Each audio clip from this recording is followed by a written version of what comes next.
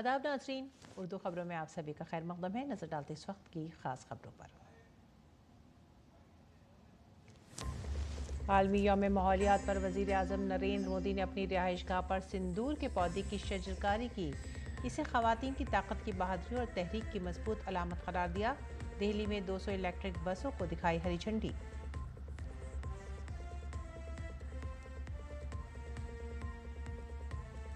वज़ीर आज़म नरेंद्र मोदी ने social media पर NDA हुकूमत के तहत गुज़िश्ता 11 सालों की गुड गवर्नेंस पर अपने ख्यालात का इजहार किया।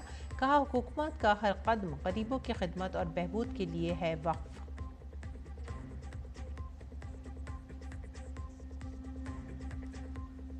मोदी हुकूमत 11 साल कॉरपोरेट का रिपोर्ट कार्ड अवाम के सामने करेगी पेश। मरकजी वज़रा 9 जून से मुल्क भर में करेंगे प्रेस कॉन्फ्रेंस।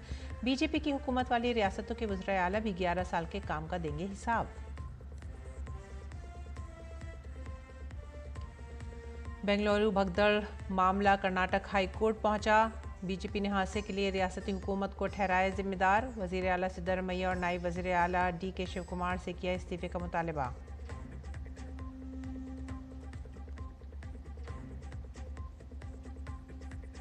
नक्सल फ्री इंडिया मुहिम को मिली बड़ी कामयाबी। छत्तीसगढ़ के बीजापुर में सिक्योरिटी फोर्सेस ने नक्सल नरसिम्हा चलम उर्फ गौतम उर्फ सुधाकर और एक दूसरे नक्सली नंबाला केशव राव, जिस पर 1 करोड़ रुपए का इनाम था, कर दिया ढेर।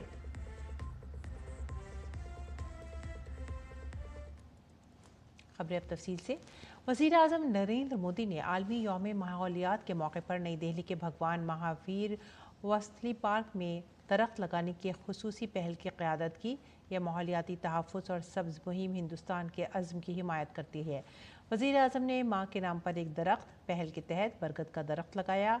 यह अरावली ग्रीन वॉल प्रोजेक्ट का हिस्सा भी है, जिसका मकसद 700 किलोमीटर तवील अरावली रेंज में दोबारा से जंगलात लगाना है। यह प्रोजेक्ट दिल्ली, राजस्थान, हरियाणा और गुजरात समेत 4 रियासतों के 29 अजला में अरावली पहाड़ी सिलसिले के इर्द गिर्द 5 किलोमीटर के बफर जोन में हरियाली फैलाने का एक बड़ा इक़दाम है। इसका मकसद जंगलात और आबी ज़खायर की बहाली के जरिए अरावली की हयातियाती तनव्वुर को फ़रोग़ देना है। इसका मकसद ज़मीन की ज़रख़ेज़ी, पानी की दस्तियाबी और इलाक़े की मौसमी मवाक़ित को भी बेहतर बनाना है। इस मंसूबे से मकामी कम्युनिटीज़ को रोज़गार और आमदनी पैदा करने के मौके भी फराहम होंगे।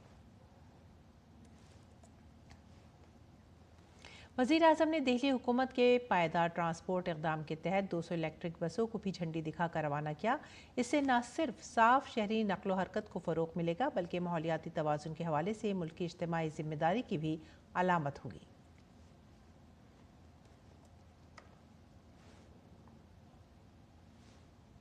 वज़ीर आज़म ने आलमी यौम माहौलियात के मौके पर एक वीडियो शेयर किया है, जिसमें दिखाया गया है कि अपने सैयारे की हिफाजत और हमें दरपेश चैलेंजों पर काबू पाने के लिए अपनी कोशिशों को हमें मज़ीद गहरा करें। मैं उन तमाम लोगों की भी तारीफ़ करता हूँ जो हमारे माहौल को सरसब्ज़ और बेहतर बनाने के लिए निचली सतह पर काम कर रही हैं। प्रकृति रक्षति रक्षिता, अर्थात जो प्रकृति की रक्षा करते हैं, प्रकृति उनकी रक्षा करती है। पर्यावरण में संतुलन ये हमारी पुरातन परंपरा का एक अहम हिस्सा है। हमारे यहाँ कहा गया है, यत् पिंडे तद ब्रह्मांड, यानी जो पिंड यानी जीव में है वही ब्रह्मांड में है। हम जो भी अपने लिए करते हैं उसका सीधा असर हमारे पर्यावरण पर भी पड़ता है। वर्ल्ड क्लाइमेट के प्रोटेक्शन के लिए ये बहुत जरूरी है कि दुनिया का हर देश निहित स्वार्थों से ऊपर उठकर सोचे।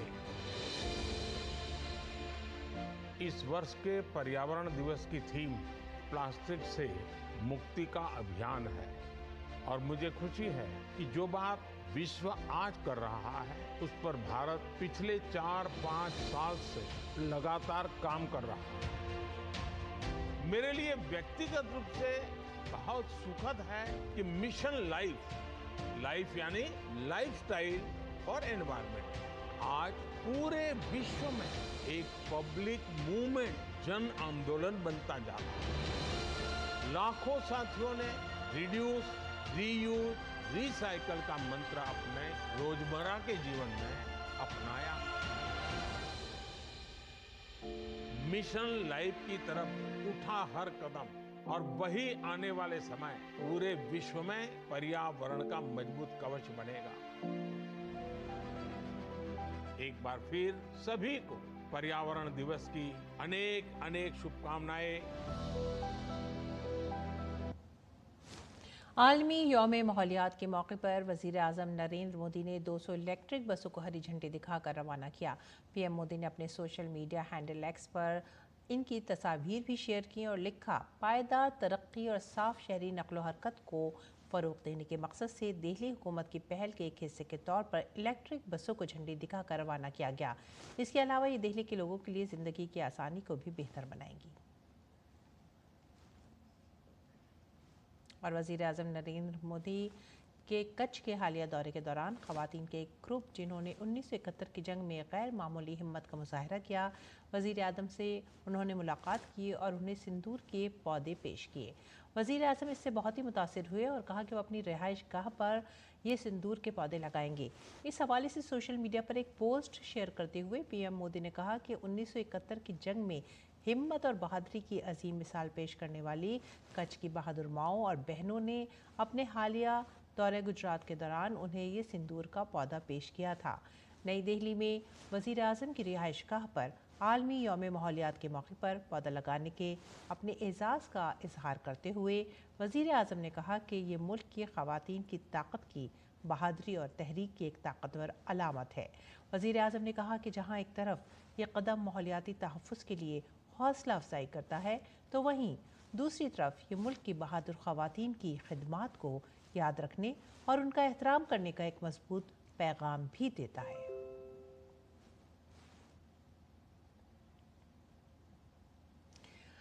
मरकज़ी वज़ीर किरण रिजिजू ने आलमी यौम माहौलियात पर शजरकारी की। अपने सोशल मीडिया अकाउंट पर तस्वीर शेयर करते हुए उन्होंने लिखा कि मुझे नई दिल्ली में सेंट्रल वक्फ काउंसिल की इमारत में एक दरख्त लगाकर खुशी हो रही है, जो कि वज़ीर-ए-आज़म नरेंद्र मोदी के एक पेड़ माँ के नाम इक़दाम से मुतासिर होकर वतन को वक्फ किया गया है। प्रोग्राम में कई दीगर सरकर्दा शख्सियात ने भी शिरकत की।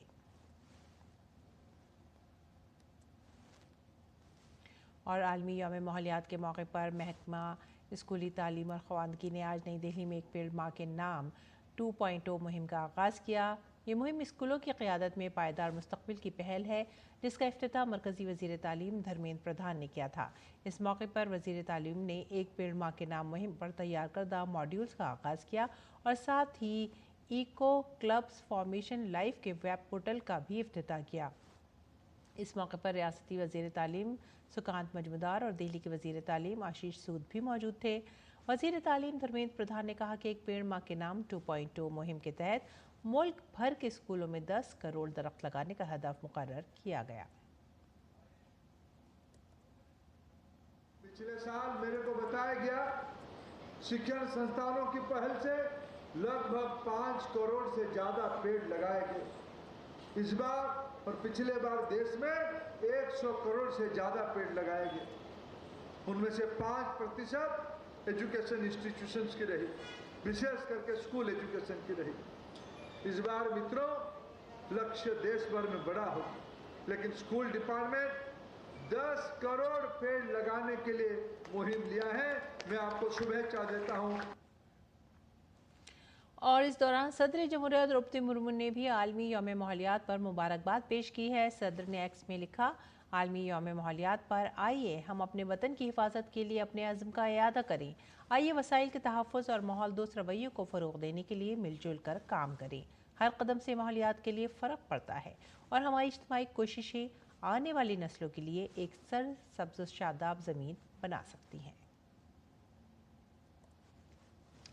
पीएम मोदी की क़यादत में हुकूमत ने एक दहाई से ज़्यादा अरसे से गरीबों की फलाह और बहबूद के लिए बड़े अज़्म के साथ काम किया है, जिसके नतीजे में लोगों के तर्ज़ ज़िंदगी में भी काफ़ी बेहतरी आई है। वज़ीर-ए-आज़म नरेंद्र मोदी ने सोशल मीडिया पर एक वीडियो शेयर करते हुए एनडीए हुकूमत के गुज़िश्ता 11 सालों में गरीबों की फलाह और बहबूद की तस्वीर पेश की है। पीएम ने लिखा कि गुज़िश्ता 11 सालों में उनकी हुकूमत का हर कदम बेहतर खिदमात, गुड गवर्नेंस और गरीबों की फलाह और बहबूद के लिए वक्फ है। इस दौरान हुकूमत की हुसूलियाबियाँ न सिर्फ बेमिसाल रही हैं बल्कि 140 करोड़ हमवतनों की जिंदगियों को आसान बनाने वाली हैं। पीएम ने यकीन का इजहार करते हुए कहा कि मुल्क को आगे ले जाने की उनकी कोशिशों से एक तरक्की याफ्ता और खुद इन्हिसार भारत का हदफ यकीनी तौर पर हासिल किया जाएगा। पहले घर का चूल्हा ठंडा पड़ जाता था, 2 वक्त के खाने के लिए भी सोचना पड़ता था। अब हर महीने मुफ्त राशन मिलता है। अब भूख डराती नहीं, अब पेट भरने के लिए चिंता नहीं करनी पड़ती। पहले हमारे हक के सरकारी योजनाओं के पैसे हम तक पूरे नहीं पहुंचते थे। बिचौलिए अपना कट मार लेते थे। अब कोई बिचौलिया नहीं, कोई झंझट नहीं। हमारा पूरा पैसा हमें ही मिलता है, वो भी सीधे हमारे बैंक अकाउंट में।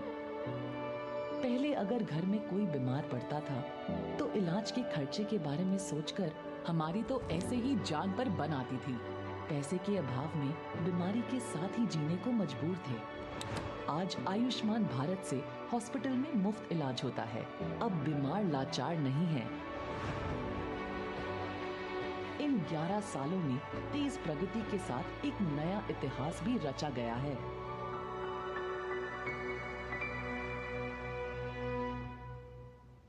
अगली खबर अयोध्या धाम से। अयोध्या धाम के श्री राम जन्मभूमि मंदिर में श्री राम दरबार की मूर्तियों की प्राण प्रतिष्ठा अनुष्ठान आज मुकम्मल हो गई है। आचार्यों ने वैदिक जाप के साथ पूरी रसूमात के साथ प्रोग्राम को मुकम्मल किया। उत्तर प्रदेश के वजीर आला योगी आदित्यनाथ ने प्राण प्रतिष्ठा अनुष्ठान में शिरकत की। काबिल जिक्र है कि श्री राम मंदिर की पहली मंजिल पर राम दरबार के प्राण प्रतिष्ठा और दीगर मूर्तियों के लिए गुज़िश्ता 2 दिनों से रस्म चल रही थी। मंदिर के अहाते में बनाए गए 21 छोटे मंदिरों में देवी देवताओं की मूर्तियां नस्ब की गई हैं। पहले दिन की रस्म सुबह 6:30 बजे यज्ञ मंडप के बाहर पंचांग पूजा के साथ शुरू हुई।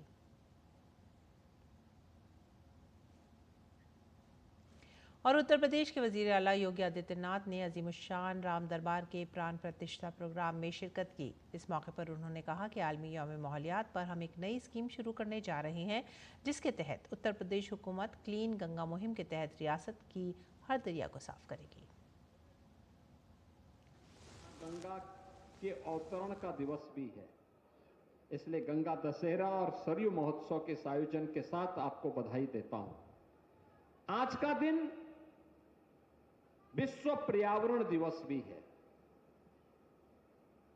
याद करना, प्रधानमंत्री मोदी जी ने जो काम कवि महाराज भगीरथ ने किया था, इस काल में वह काम प्रधानमंत्री मोदी जी ने किया है, मां गंगा की अविरलता और निर्मलता को बनाए रखने के लिए नमामि गंगे परियोजना के माध्यम से। उत्तर प्रदेश के वज़ीर आला योगी आदित्यनाथ ने कहा कि 1 से 7 जुलाई तक रियासत में माहौलियाती तहफ़्फ़ुज़ और वज़ीर आज़म नरेंद्र मोदी की तरफ से शुरू की गई स्कीम एक पेड़ माह के नाम के लिए भी काम किया जाएगा। जुलाई से लेकर 7 जुलाई के बीच उत्तर प्रदेश सरकार के वन विभाग के नेतृत्व में प्रदेश भर में हमने हर जनपद को एक नदी को पुनर्जीवित करने का लक्ष्य रखा है। नदी संस्कृति फिर से जीवित हो, एक एक नदी हर जिले के अंदर पुनर्जीवित होगी और वृक्षारोपण इस बार नदी के तटवर्ती क्षेत्रों में होगा, हाईवे और एक्सप्रेसवे के तटवर्ती क्षेत्रों में होगा। उत्तर प्रदेश को हम लोग पर्यावरण की समस्या से मुक्त करेंगे और हरा भरा वातावरण देकर के आने वाली पीढ़ी के लिए सुखद और मंगलमय जीवन देने की कामना के साथ इस कार्यक्रम को आगे बढ़ाएंगे। आज विश्व पर्यावरण दिवस है, इसलिए एक पेड़ मां के नाम के साथ जुड़ने के लिए आपका अभिनंदन, आपसे अपील है, आप भी एक पेड़ मां के नाम जरूर लगाना। छत्तीसगढ़ के बीजापुर जिले में नक्सलियों के खिलाफ सिक्योरिटी फोर्सेस की कार्रवाई जारी है। जुमेरात को नेशनल पार्क के जंगलात में एक और बड़े इनकाउंटर में सिक्योरिटी फोर्सेस ने नक्सलाइट सीसी मेंबर नरसिम्हा चल्लम उर्फ गौतम उर्फ सुधाकर को मार गिराया। सुधाकर नक्सलियों के महकमे तालीम का इंचार्ज था और उसके सर पर 1 करोड़ रुपए का इनाम था। इससे पहले 21 मई को सिक्योरिटी फोर्सेस ने नक्सल चीफ नंबाला केशवराव उर्फ बिस्वा राजू उर्फ गगन्ना को हलाक कर दिया था, जिसके सर पर 1 करोड़ रुपए का इनाम था।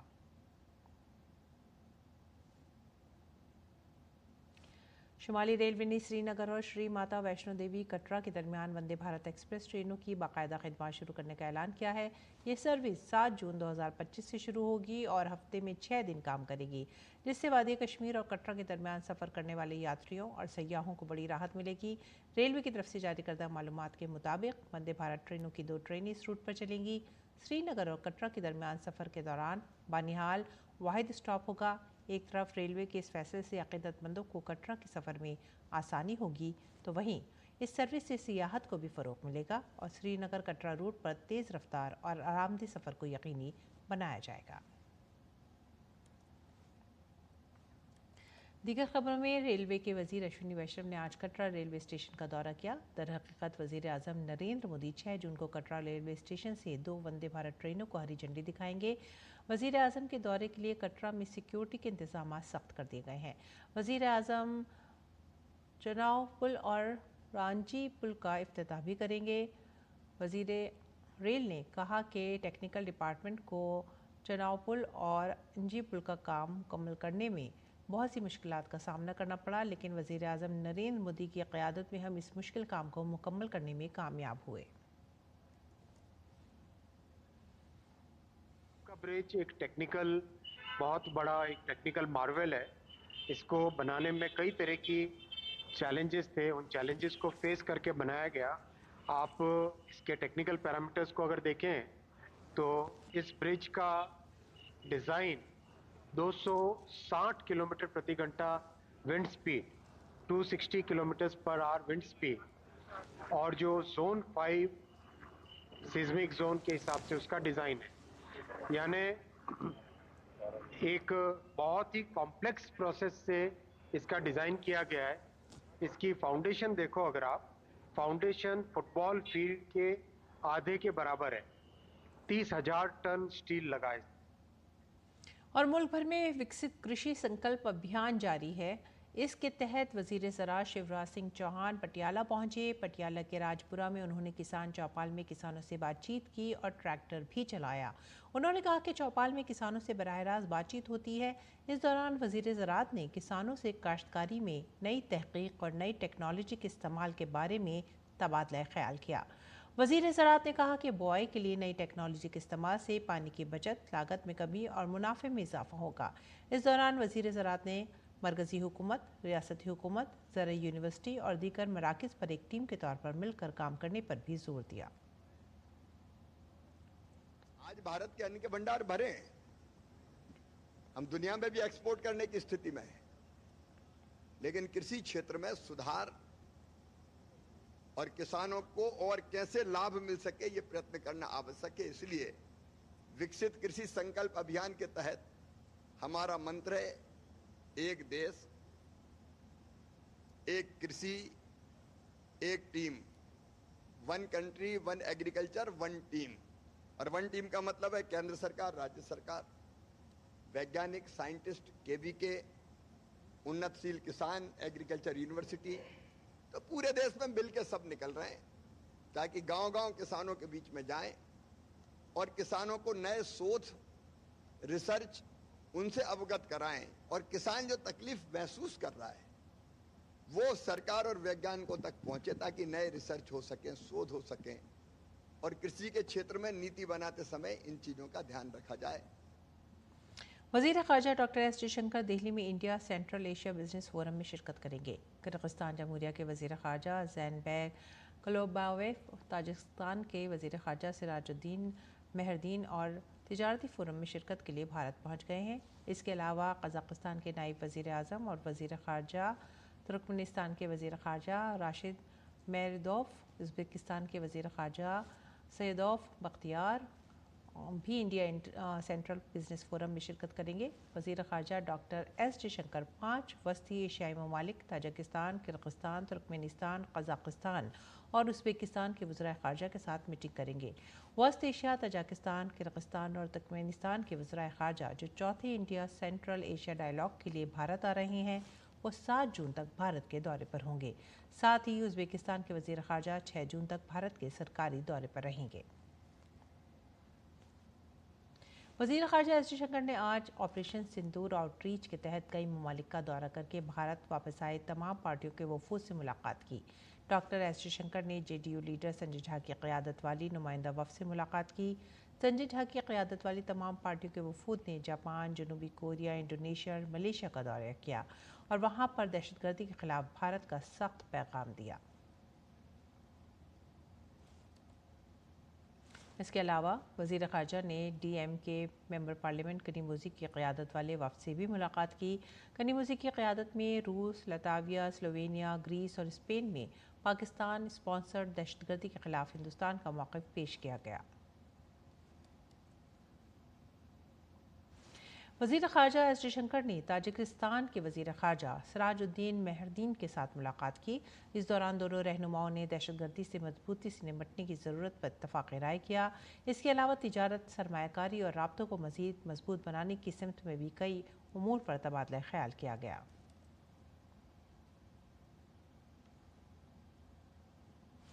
और वज़ीर ख़ारजा एस जयशंकर ने कज़ाकिस्तान के नायब वज़ीर आज़म और वज़ीर ख़ारजा मुराद नौर्तिलियो से मुलाकात की। उन्होंने दहशतगर्दी के ख़िलाफ़ ज़ीरो टॉलरेंस की पॉलिसी पर कज़ाकिस्तान के वज़ीर ख़ारजा की हिमायत की तारीफ़ की।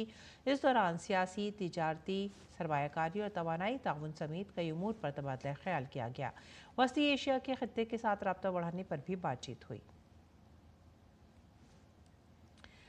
बात करते हैं बीजेपी की ने बेंगलुरु भगदड़ हादसे पर कर्नाटक हुकूमत पर शदीद हमला किया है। बीजेपी के कौमी तर्जुमान संबित पात्रा ने कहा कि महज एक हादसा नहीं है, बल्कि कर्नाटक हुकूमत की लापरवाही और बदइंतज़ामी की वजह से ये एक सानहा है। उन्होंने ये कहा कि वज़ीर आला और नायब वज़ीर आला की बाहिमी चखल्लिश और सियासी लालच का ये नतीजा है। स्टेडियम में जो हुआ है, क्या वह मात्र एक एक्सीडेंट था? Was it just an accident or was it a manufactured stampede? मैं कहूंगा कर्नाटक के बेंगलुरु में जो हुआ है, it was a government manufactured stampede. And look at the audacity of the chief minister. Chief Minister Siddaramaiah कहते हैं ऐसे stampede तो बाकी जगहों में होते रहते हैं. He's trying to normalize a stampede in which 11 innocent lives, 11 valuable lives have been lost. Kannadigas are not going to forgive the chief minister and the deputy chief minister. ये चीफ मिनिस्टर और deputy chief minister की आपस की लड़ाई के कारण, दोनों के बीच अनबन के कारण 11 जाने गई है। ना तो भारत क्षमा करेगा और ना ही कर्नाटक और बेंगलुरु क्षमा करेगा डीसीएम और सीएम को। संबित पात्रा ने सवाल उठाया कि जब पुलिस ने प्रोग्राम की इजाज़त नहीं दी थी तो फिर प्रोग्राम क्यों हुआ? पुलिस और मुंतज़मीन के दरमियान तालमेल क्यों नहीं था? उन्होंने कहा कि सबसे अफसोसनाक बात यह थी कि जब लोग मर रहे थे तब भी जश्न का सिलसिला जारी रहा। पुलिस ने कोई परमिशन नहीं दिया इस विक्ट्री मार्च के लिए, उसके बावजूद ये विक्ट्री मार्च कराई गई। किसके कहने पर कराई गई? अगर पुलिस ने परमिशन नहीं दिया, उसके बावजूद विक्ट्री मार्च किस प्रकार से हो सकता है? कौन जिम्मेदार है इस विक्ट्री मार्च के लिए? क्यों एक कोऑर्डिनेशन नहीं हुआ पुलिस और इवेंट ऑर्गेनाइजर्स के बीच में? अमूमन जब इस प्रकार के कार्यक्रम होते हैं जहां लाखों लोग शामिल होते हैं, स्वाभाविक है एक कोऑर्डिनेशन होना चाहिए। जो इवेंट ऑर्गेनाइज कर रहा है और जो पुलिस की टीम है, मेडिकल इमरजेंसी की टीम है, इनके बीच में कोई कोऑर्डिनेशन नहीं है। बेंगलुरु भगदड़ पर कर्नाटक के वजीर प्रियंक खारगे ने एतराफ़ किया है कि हुकूमत ने गलती की है। बेहतर मनसूबाबंदी और तालमेल से इससे बचा जा सकता था। उन्होंने कहा कि हुकूमत भीड़ को कंट्रोल करने में नाकाम रही। Has owned up responsibility. This could have been averted with better planning and coordination. But of course, this is it is after 18 years. RCB has won the cup. There was a lot of frenzy. There was a lot of expectations from the people. A stadium which has capacity of 35,000 people, 2.5-3 lakh people poured out onto the streets. Although we did all the best we could, we were unable to manage the crowd.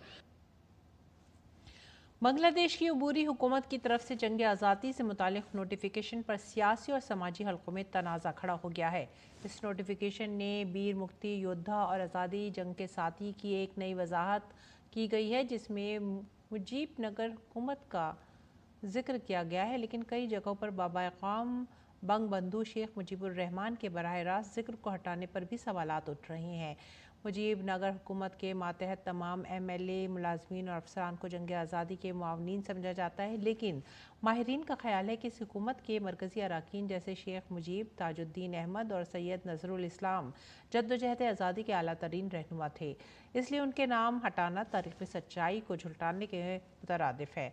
ताहम उमूर आज़ादी की वजारत के मुशीर फ़ारूक आज़म ने इन इल्ज़ामात को मुस्तरद करते हुए कहा है कि शेख मुजीब और ताजुद्दीन अहमद का किरदार वीर मुक्ति योद्धा से कहीं ज़्यादा है। उन्होंने मीडिया में चलने वाली गुमराह कुन खबरों को बेबुनियाद करार दिया। इसी के साथ ही आप हमारी पूरी टीम को दीजिए इजाज़त। आदाब।